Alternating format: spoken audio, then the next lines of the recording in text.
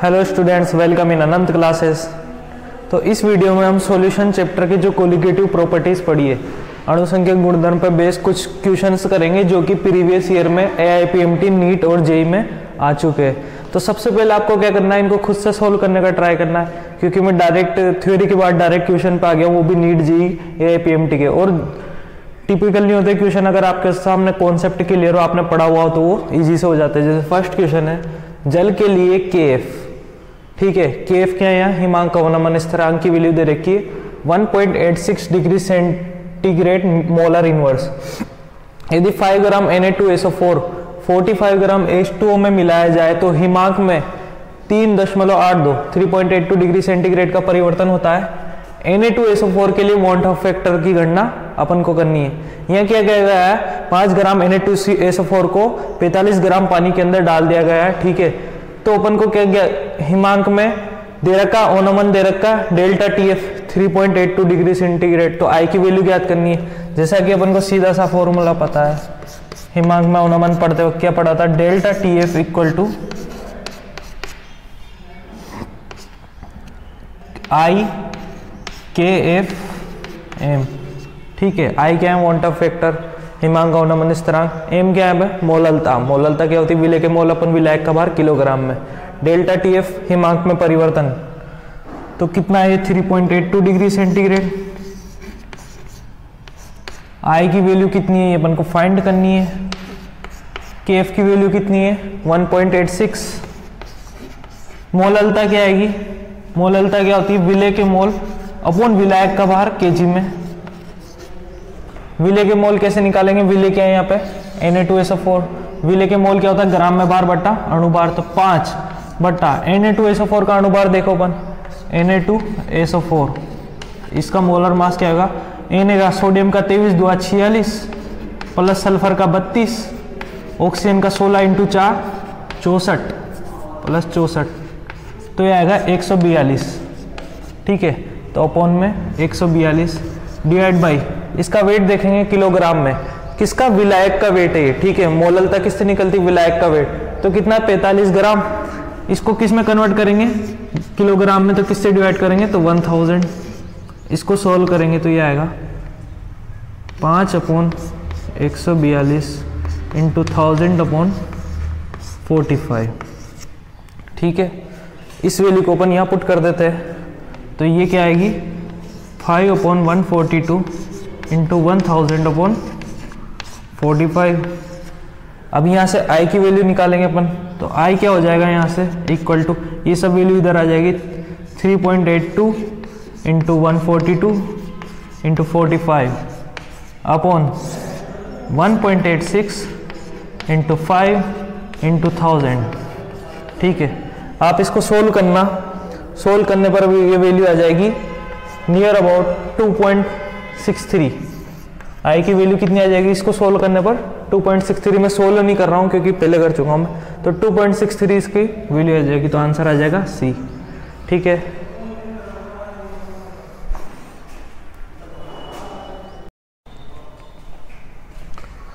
So next second question है, 0.1 molar BaNO3 2 के लिए, विलियन के लिए I इक्वल टू, I मतलब van't Hoff factor equal to दे रखा 2.74। डिग्री ऑफ डिसोसिएशन बताना है यहाँ पे। डिग्री ऑफ डिसोसिएशन मतलब अल्फा की वैल्यू अपन को फाइंड करनी है,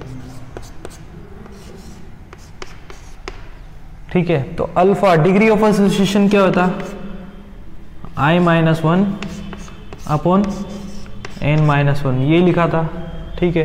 कैसा आया था, यहाँ से I की वैल्यू क्या निकाली थी अपन ने, 1 - अल्फा प्लस N अल्फा, ठीक है। यहाँ से इसकी वैल्यू आ गई थी I-1 और N-1 अपॉन में, ठीक है। अब यहाँ पे अपन को क्या फाइंड करना है, अल्फा फाइंड करना है। I दे रखा अपन को, N कितना होगा इसके लिए, तो BaNO3 कैसे टूटेगा, अगर 1 मोल से लेंगे तो BaNO3 2 कैसे टूटेगा, ये Ba + 2 प्लस NO3 - 2, और यहाँ 2 है तो यहाँ बैलेंस करेंगे तो 2 आ जाएगा। तो N की वैल्यू इस केस में क्या आ रही है, N की वैल्यू इस केस में क्या आ रही है, 2 + 1 3, 1 + 2 3, ये क्या आ गया N, ठीक है, क्योंकि 3 बन रहे, 1 से कितने बन रहे 3, तो अल्फा की वैल्यू यहाँ से 2.74 माइनस 1 अपॉन एन कितना 3 माइनस 1, 1.74 अपॉन 2, ये कितना आएगा 0.87। ठीक है, ये 0.87 है। अगर इसको परसेंटेज में लिखेंगे तो क्या आएगा 87%। सॉरी मैं ऑप्शन लिखना भूल गया, वहाँ ऑप्शन परसेंटेज में ही थे, तो आंसर क्या हो जाएगा, ये भी होगा राइट, ये भी होगा, परसेंटेज में होगा। ठीक है,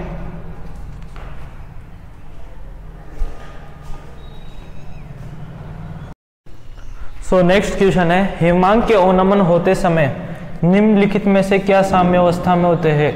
ऑप्शन है द्रव विलायक ठोस विलायक, बी द्रव विलायक ठोस विलायक, सी द्रव विलय ठोस विलय, डी द्रव विलय ठोस विलायक। तो क्या इन दोनों में से कौन से साम्य अवस्था में होते हैं जब हिमांक में अवनमन हो रहा हो? तो देखो, हिमांक में अवनमन एक कोलिगेटिव प्रॉपर्टी अनुसंख्यिक गुणधर्म है। इसकी प्रकृति किस पे निर्भर करती है? विलय की मात्रा पर निर्भर करती है। लेकिन अगर देखा जाए हिमांक क्या है, हिमांक की मैंने डेफिनेशन बताई थी, वह ताप जिस पर ठोस का वाष्प दाब उसी विलायक के द्रव अवस्था में वाष्प दाब के इक्वल हो जाए।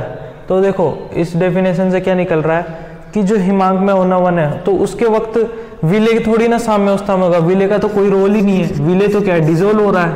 साम्य अवस्था में तो क्या होगा, इसका सॉलिड पार्ट विलायक का तथा विलायक का ही लिक्विड पार्ट। ठीक है, ये दोनों किस में होंगे साम्य अवस्था में। तो आंसर क्या आएगा, द्रव विलायक तथा ठोस विलायक, उसी का विलायक का सॉलिड पार्ट और उसी का लिक्विड पार्ट किस में होगा, साम्य अवस्था में होगा। ठीक,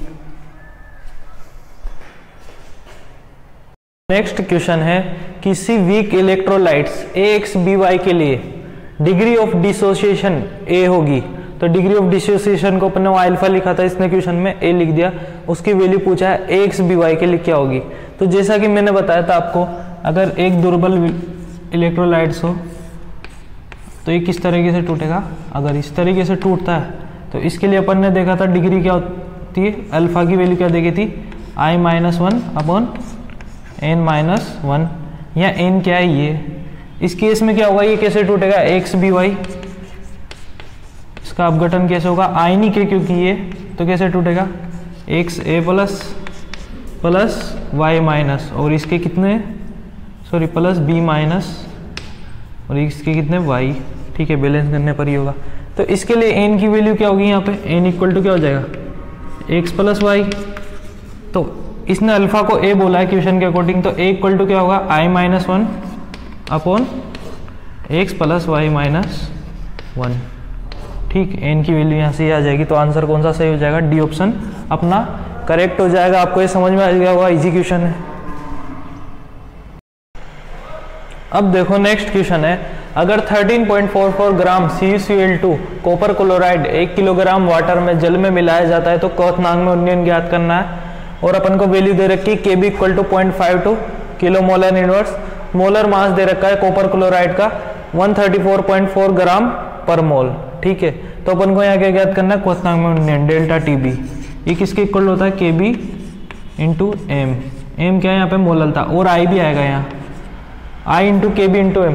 अगर अपने पास विलय ऐसा रहता है जिसका ना तो विघटन हो, ना तो डिसोसिएशन हो, ना एसोसिएशन, ना विघटन हो या ना संगुणन हो, तो उस केस में I की वैल्यू कितनी रहती है, 1 रहती है। अगर इसका विघटन होता है तो I की वैल्यू क्या होती है, 1 से ज्यादा होती है। अगर ये एसोसिएट हो जाता, संगुणन होता है तो I की वैल्यू 1 से कम होती है। तो ध्यान रखना, ये कॉपर क्लोराइड है, अब ये तो टूटेगा पानी में जाके क्योंकि ये तो लवण है। तो किस तरीके से टूटता है ये, CuCl2 Cu+2 अब देखो यहाँ I की वैल्यू कितनी होगी, तो I की वैल्यू तो दे नहीं रखी, लेकिन यहाँ होगा क्या, अगर ये 1 से पूरी तरह टूटता है तो 0 0। ठीक है, और ये इसका 1 पूरा टूटेगा तो इधर 0 हो जाएगा, तो यहाँ 1 2। ठीक है, तो I की वैल्यू कितनी हो जाएगी, n के इक्वल हो जाएगी। ठीक है, I की वैल्यू n के इक्वल हो जाएगी, कितनी हो जाएगी, 3 हो जाएगी। ठीक, क्यों ही 3, क्योंकि देखो ये 1 से पूरा टूट रहा है। ठीक है, तो कितनी आ जाएगी, 3 आ जाएगी। तो डेल्टा Tb इक्वल टू क्या आएगा यहाँ से 3 इंटू Kb की वैल्यू कितनी है 0.52 किलो मोलर इनवर्स। और मोललता कितनी आएगी इसकी, मोललता क्या होती है, विलय के मोल अपन विलायक का भार किलोग्राम में, तो विले के मोल कितने, CuCl2 का मोल ग्राम में भार बट्टा अणुभार, ग्राम में भार दे रखा है 13.44 बट्टा अणुभार इसका है 134.4, बट अपोन में क्या है किलोग्राम में वाटर, तो विलायक क्या है वाटर, वाटर का भार कितना है 1, ठीक है। तो यहाँ से ये 0 तो ये आएगा 0.1, तो कितनी आएगी मोललता है यहाँ पे 0.1, तो इसको क्या कर देंगे 0.1, इसको इससे मल्टीप्लाई करेंगे तो क्या आएगा 15, ठीक है, और 0.156 आ जाएगा इसका आंसर, ठीक है। तो कितना आ गया हिमांक में, सॉरी क्वथनांक में 19.156 आ गया, ठीक है।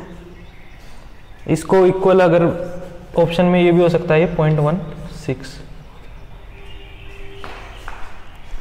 आई होप आपको समझ में आ गया होगा। तो नेक्स्ट क्वेश्चन है, जब 20 ग्राम नेफ्थोनिक एसिड C11H8O2 को 50 ग्राम बेंजीन, जिसके लिए केफ की वैल्यू दी हुई 1.72 kg मोल इनवर्स, ठीक है, तो हिमांक में 2 केल्विन का अवनमन मिलता है, तो आई की वैल्यू अपन को फाइंड करनी है। आई की वैल्यू अपन को यहाँ पे फाइंड करनी है, किसको किस में डाल रहे, नेफ्थोनिक को डाल रहे किस में, बेंजीन में। तो देखो हिमांक में अवनमन दे रखा है, तो क्या फॉर्मूला लगा, delta TF equal to KF into M, so I भी आएगा क्योंकि यहाँ पे अपन को आई फाइंड करना, तो आई KF इंटू M, ठीक है। तो यहाँ से आई क्या आएगा, delta TF upon KF into M। Delta TF की वैल्यू कितनी दे रखी है, हाँ 2 केल्विन का अवनमन हो रहा है, तो 2 KF की वैल्यू कितनी दे रखी है 1.72। इसके लिए मोललता क्या होगी, मोललता वही ग्राम में भार बट्टा विलायक का भार, सॉरी मोल बट्टा विलायक का भार, विले के मोल बट्टा विलायक का भार। तो विले के मोल कितने, कितना डाला 20 ग्राम, ग्राम में भार बट्टा अणुभार कितना आएगा इसका, naphthionic acid C11 12 into 11 plus 8 into 1 plus 16 into 2, इसको सोल्व करोगे तो आप ये आएगा 172, ठीक है।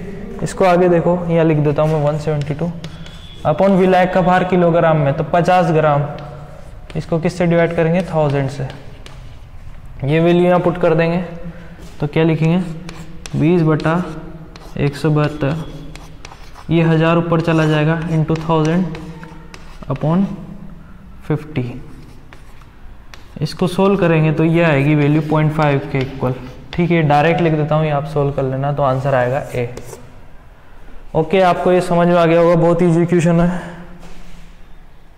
सो नेक्स्ट क्वेश्चन है, एक आयनिक यौगिक CONH3 5NO2Cl के 0.02 मोलल एक्वस विलियन के लिए डेल्टा TF इक्वल टू क्या है 0.00732 डिग्री सेंटीग्रेड। इस आयनिक यौगिक के 1 मोल विलियन में इस आयनिक यौगिक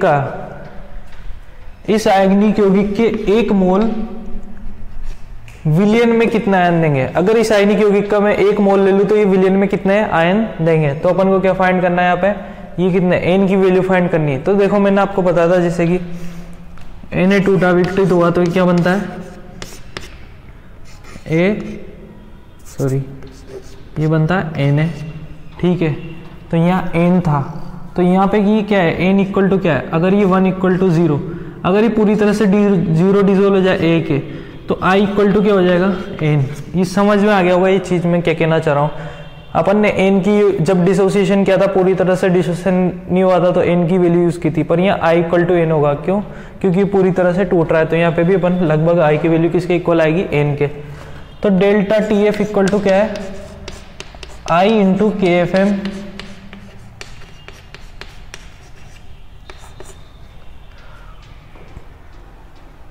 डेल्टा TF 0.00732 I की वैल्यू, I को क्या लिख देंगे अपन n, फिर भी I की निकाल लेते। KF कितना है यहाँ पे 1.86 मोललता पहले से ही दे रखी विले की 0.0022, ठीक है। तो यहाँ से ये कैंसिल हो जाएगा, 1 2 3 4 5, 1 2 3 4 5, ये 10 पॉइंट यहाँ से हट जाएंगे, इधर भी 1 2 3 4 5। इसको इससे कट करूँगा तो ये हो जाएगा 2 3 ज़ा 6, 2 3 186, 2 3 ज़ा 6, 2 6 ज़ा 12, I इंटू 186। तो I की वैल्यू यहाँ से आएगी 366/186। तो ये नियर अबाउट 2 आ जाएगी। इसको क्या लिख सकता हूँ मैं, I equal to near about 2, ठीक है। तो यहाँ से I किसके इक्वल होगा, 2 के, क्योंकि O मतलब आयनों की संख्या कितनी निकलेगी, I के बराबर ही निकलेगी, तो कितनी आएगी 2। ये आंसर हो गया, सिंपल क्वेश्चन है।